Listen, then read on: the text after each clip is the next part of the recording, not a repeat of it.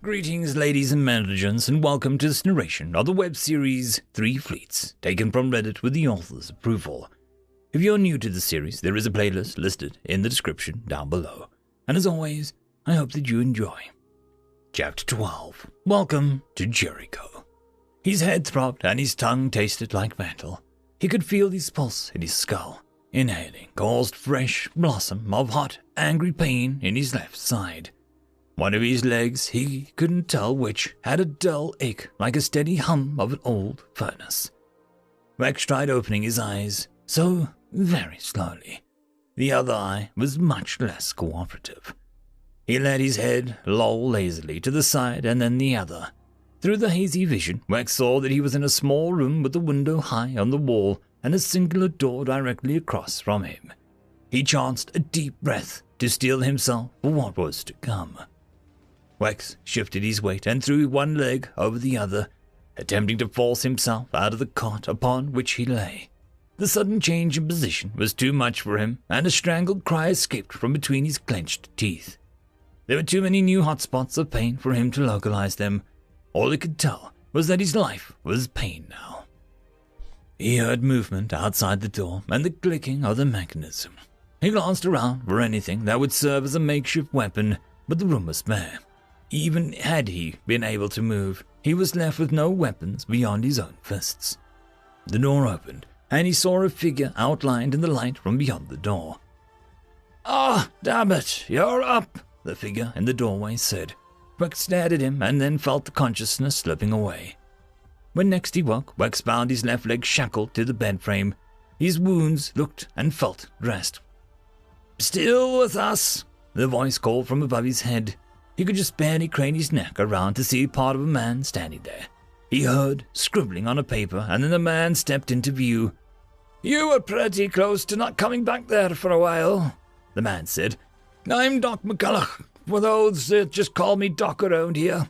"Where am I?" Rex tried to speak, but found his mouth uncooperative.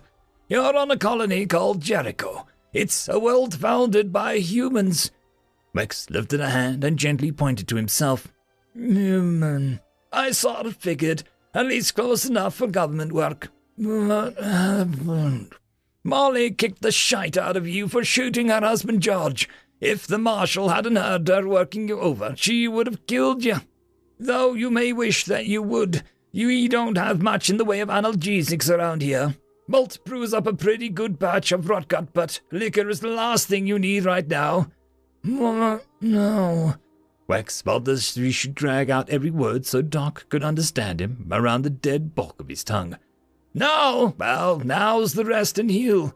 I'll stop by every day to see how you're doing.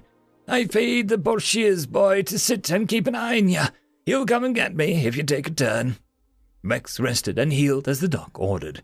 The Borshier's boy, Johnny, would stop in throughout the day and check in on Rex. One day, when Rex was stronger, he asked Johnny a question. "Johnny," Rex said, "what is this place? There's no record of it ever being founded. You all have clearly been here for a while. What happened?" "My mum says that I'm not to talk to you except about your health. She worries that I'm a bad influence, I suppose. Well, I'm sure that she's looking out for you." And so it continued. Doc would show up in every day, usually around dinner, to check on Rex. Johnny was strictly business and never talked about anything other than Rex's health. Rex tried to pry more information from Doc, but Doc just said, "I'm here to treat you, son. That's all. I expect the mayor will answer all your questions once you're strong enough to answer his." A week later, Doc pronounced Rex healthy enough for some light activity. In this case, light activity apparently meant being questioned. A man with graying temples came in and Doc was leaving. They exchanged a few whispered words at the door as they passed each other. "I understand your name is Rex, is that right?" the new man said. "Yes." "Good, my name is Warren Blackman. I'm the mayor of Jericho. I'd like to know why you came here and shot George." "I'm from a group called First Fleet. Our mission is to rescue and repatriate humans who are taken by the Trilliac. He was a Trilliac and is our enemy, Mayor." "Son, George wasn't anybody's enemy. He was a farmer who kept to himself and his wife. How long have you been here? What's going on here?" "To your first question, we've been here for, going on 18 years now. Let's see, that'd be around 27 Earth years or so. We were aboard a transport ship taken from Earth. We were one of the smaller ships, only about 25,000 of us. Something happened on the trip. We don't know if it was a problem with the ship or if we hit something.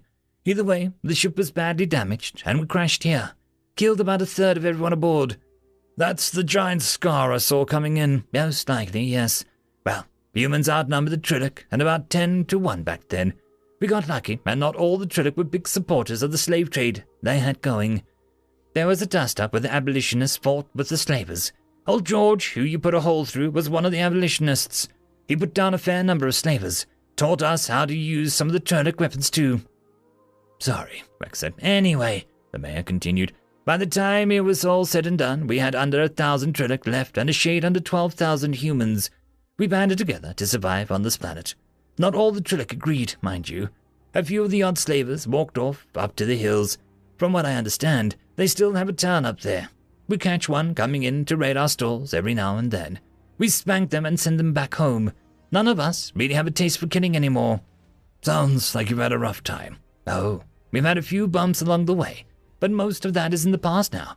So why don't you tell me why you thought it was a good idea to aerate a hero of Jericho on the first night in town? You weren't on Earth long after the Trillic invaded, were you, Mayor? Rex asked. No, our ship left Earth about 3 years after they first showed up. It got worse. It got a lot worse. They ended up there for 20 years. Terrible brutality.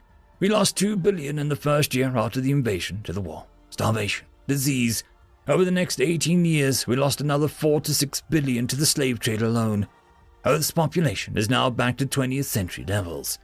After 20 years of that, we'd had enough. We overthrew the Trillic, and a lot of good people died to buy our freedom. We stole everything we could from the Trillic, not just their ships and tools, but the technologies behind them. 10 years later, we had 3 fleets. We carved up 7 moons from Jupiter and Saturn. I think there might have been even one from Neptune.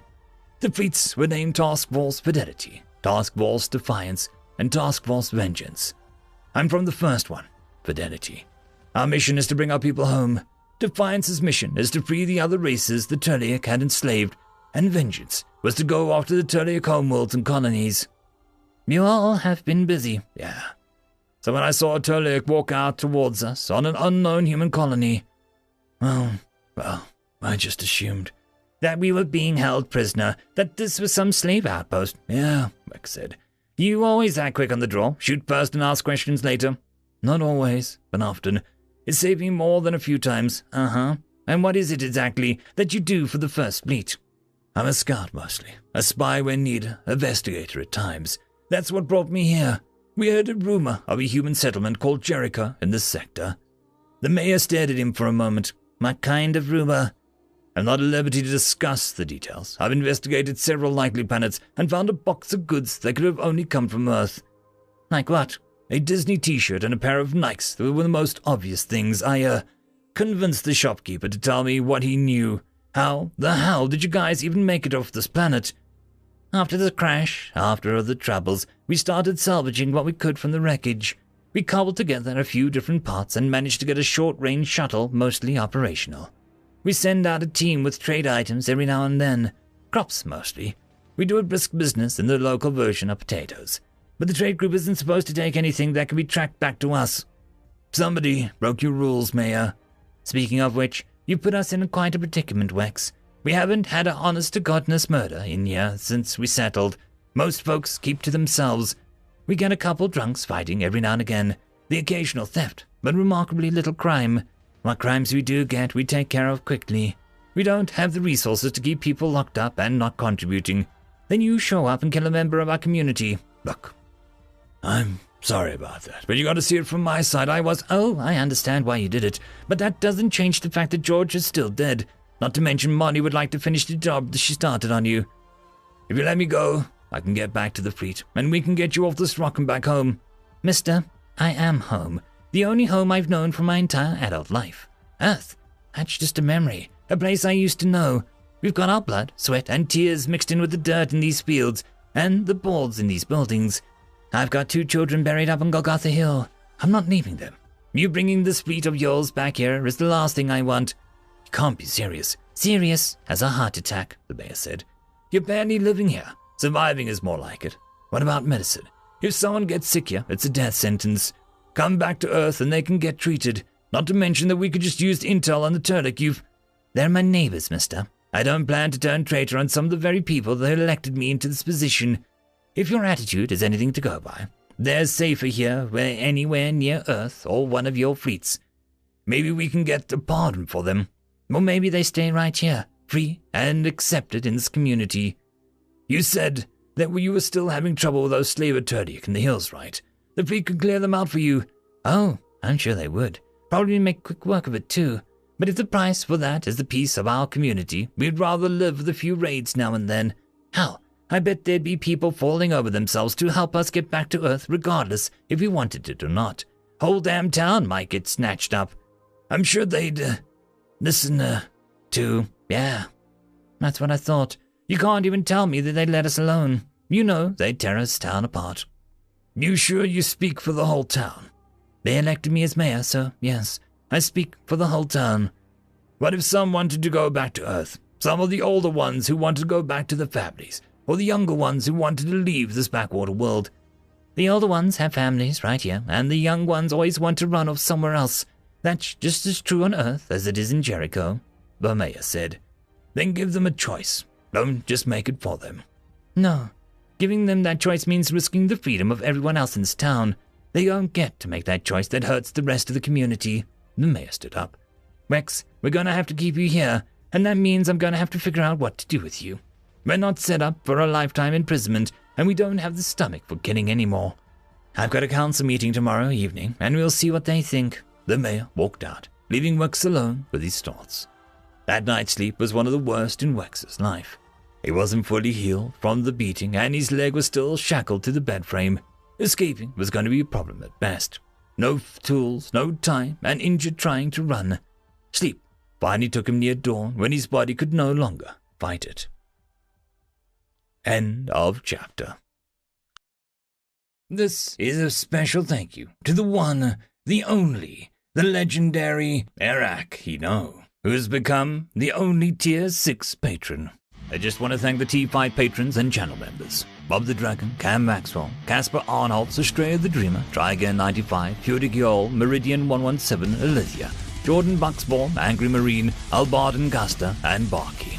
Thank you very much. And that, my friends, concludes this video. I hope that you enjoyed. There are links down below, both to support this channel and for the author of this fiction. Anyways, I hope you all have a fantastic one, and I'll see you next time. Cheers.